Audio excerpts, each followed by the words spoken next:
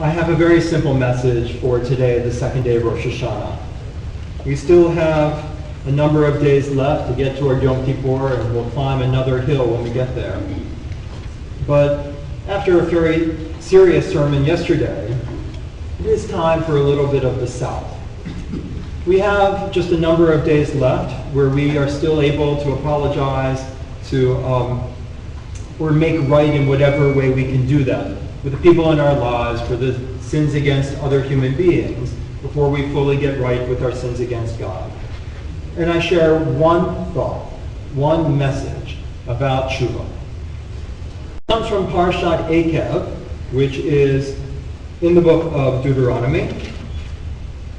And the parsha starts in this way. V'haya Ekev tishma'un et hamishpatim ha'eleh.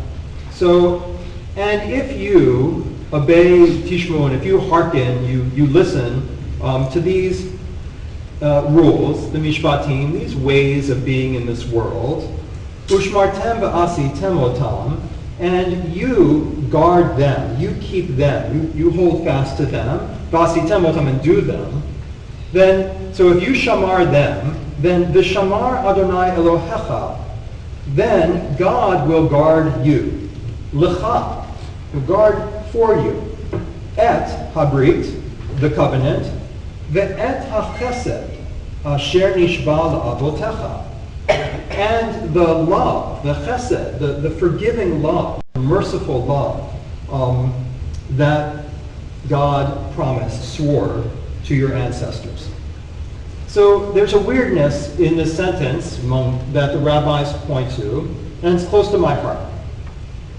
It is, what is this business about the chesed? We understand that if we do this, then if we guard the covenant, then God will guard us, and the covenant as well. So what is ve'et ha'chesed? And also the love, also the faithfulness, also the emotion that comes back to us, the healing. The tshuva, when we do tshuva, the force that comes back. Chesed, there's two words for love in Torah. There's ahava and there's chesed. Ahava is a love within a relationship. It's a loyalty. It can be also a romantic love. And chesed is a love that is the love of your, in a sense, of fellow man. It's a love that comes forth that is embracing. So it's not always directed at one person, but it can be. It's a love in which you are like the parent. You are enfolding a person in merciful love. The rabbis say the answer to this is actually the name of the parsha, Ekev, which is, why does it say V'haya Ekev tishma'un et hamishpatim? Ekev is an obscure word that could mean if. So, and if you hearken to the commandments, I give you these days, but it could just be ki or mipnesha. There's other ways to say if, and in fact, those are the other words that we have when God says over and over again, if you do this or you don't do this. So why Ekev? So anybody know what the word Ekev can also mean besides if? Heal. It means heal. Good. So we read about Yaakov who grabbed the heel of his brother. And of course, Jack knows that. I'm looking at Yaakov right over there. So Ekev is the root for heal. And so the rabbis say, this is what it means. The deep teaching that relates directly to our lives. If you look at the mishpatim, if you look at the rules that we're meant to live by, there are many that traditionally, with the way we talk about them, there are the light and the heavy. It really doesn't translate well to English. It could also be translated the serious and the trivial, or the serious and the not so serious. The commandments are full of things that we would take as trivial, is probably the best way the rabbis understand the word here, and the ones that we take seriously. So there's some commandments, there's some ways of being in this world that you take seriously, and there's some that you consider the trivial ones that are easy to forget or ignore or neglect, or say they're just not my thing. What they're saying is, God is saying, if you want the love to come back to you, the love of the universe, the love of God that's channeled through the people in your life, that is channeled through nature, then you have to remember not to use your heel to trample on the ones that you consider trivial or unimportant. They say that God is throwing in the word Ekev here Because God's saying that what people do, what our nature is not to take seriously the things that we consider trivial. But what God is saying is that none of it's trivial. None of it's trivial at all. And when you do that, you trample on the trivial ones, because maybe you're saying, but I'm busy doing the ones that I take seriously. And the rabbis say that this is a message for your relationships as well. So before we go back to God for a second, let's just go to anyone who's in your life. Anyone that you are in relationship with at this moment that you feel, or you should feel, that you could be doing better in that relationship. It could be a coworker, it could be a neighbor, it could be a friend, it could be a grandchild, it could be a relative, it could be a partner. What it is human nature to do is to decide for ourselves what to take seriously from what they say their needs are and their desires are. That's easy in my relationship because there are a lot of things I don't listen to Lynn about, right? There are a lot of things I say, you know what? The important things are there. She knows I'm there for her in the serious ways, in the important ways, right? Whatever. I mean, whatever is on your mind, let's just say me. I provide, I do my best to come home at a reasonable time. Gina's making that a lot easier lately. I do my best to do the, to make sure that I'm taking care of the kids, and I'm being a good father, and I'm being a good husband. And I think if Lynn, were here, actually we have a sick child, so she's a doctor. If Lynn were here, she would say, you're doing all the serious stuff really well. All the heavy stuff, all those heavy things, I'm in covenant with you. I'm in Brit, right? You're holding up your end of the covenant. Like, that would be enough. But the truth is, there are all kinds of trivial things that she asks of me that I completely ignore because, well, you know what? She wouldn't call them trivial. I call them trivial, right? For her, I've mentioned some of these things before. I wish that they don't go away. Things like putting away the dishes at night instead of putting them away in the morning. Soaking the dishes before we put them in the dishwasher or whatever, so they actually come out clean. She has things relate to the. In fact, this is in this moment. I'm trying to do Rosh Hashanah, like in my relationship. What else is there? And I'm going to ask you to do it too. What are in your relationships that you realize are these things that they're asking for that you like? It sounds trivial. It sounds like really pepperoni on the pizza, God. It's really such an issue. Not having cheese with chicken on Shabbos. Really, I'm not supposed to, check the internet, read the news, or watch TV. Really, I can't watch a football game on Shabbos or whatever it is. Like all the things, we do the same thing in our relationships. But there are things that they are asking us that we have learned to be deaf to. Probably because we hear them so much.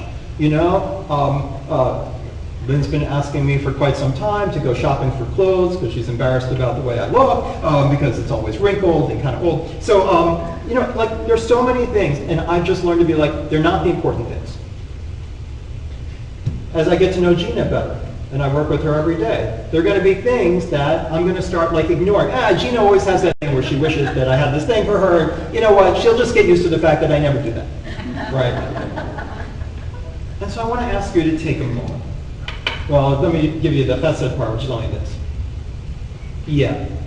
The person will stay in covenant with you, in relationship with you, if you learn to ignore the trivial things and stop hearing them and get deaf to them. But then you don't get the ve'et chesed, the love, the magic, the love of God channeled through, and not just the people you may be in love with, but channeled through coworkers.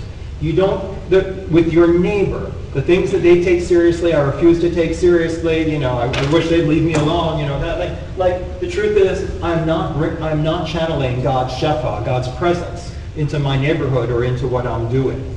And every time I'm in traffic, really, the fact that that person, it seems really important that I'm not in their lane. I'm going to stay in their lane. Instead of being like, what? If it's that important to them, I'll switch lanes. You're fine. You can go 80 miles an hour in the right lane on Pomerado Road. Be my guest. if we channel a kind of forgiveness where we're not the center of the world, and we take seriously the things that for other people may sound to us trivial, but for them are serious. And we find that chesed within us to be merciful and loving in a relationship with our fellow man and with people important in our lives, then it comes back. Not just a recognition that we are in covenant, that we are in relationship, but a chesed that comes back in us. It's really rising to a higher love. I ask you to take a few seconds, 30 seconds, something like that.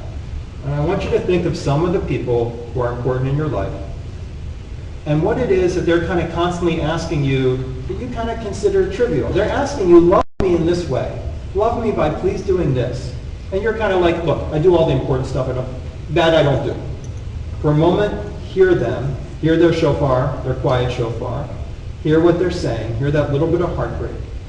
And think about whether there's a way for this year for you to not trample on the trivial.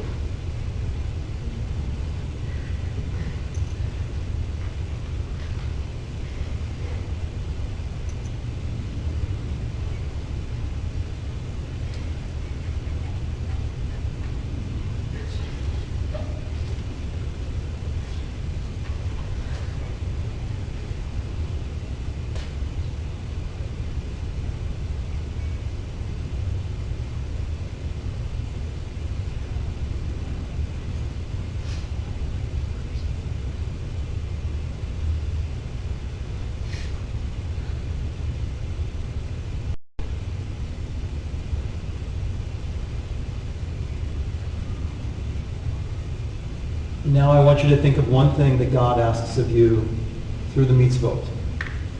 Is it that you show up for a yortzeit and say Kaddish for a loved one, but services really aren't your thing? Is it something about representing Israel or Judaism in the public sphere that you shirk from? Is it any commandment, any mitzvah that for you has not been yours and you kind of stay away from it? And you ask yourself, what is it within Judaism? Before I judge it, I'm the one who gets to judge which of these many things in Torah are important and which are not important. And if you tend to be observant, I want you to think about all the things that are just about the simple kindnesses and relationship we have to the world. Do I waste too much water, which is a sin in the Torah? Do I waste too much resources and energy? Also a sin in the Torah. Am I helping the local soup kitchens? Am I giving my money to Jewish Family Service or to Mazon or to Interfaith, which is absolutely a firm mitzvah in Judaism? So if you're more on the religious, I ask you to think of the non-religious. And if you tend to be, no, I do those things, but the religious, the observant, the ritual is not my thing. I don't think that's anyone here, because no one there would ever come on second day Rosh Hashanah if ritual wasn't her thing. But think of one thing in Judaism that you consider trivial, and see if you can find a way to open your heart to not seeing it that way.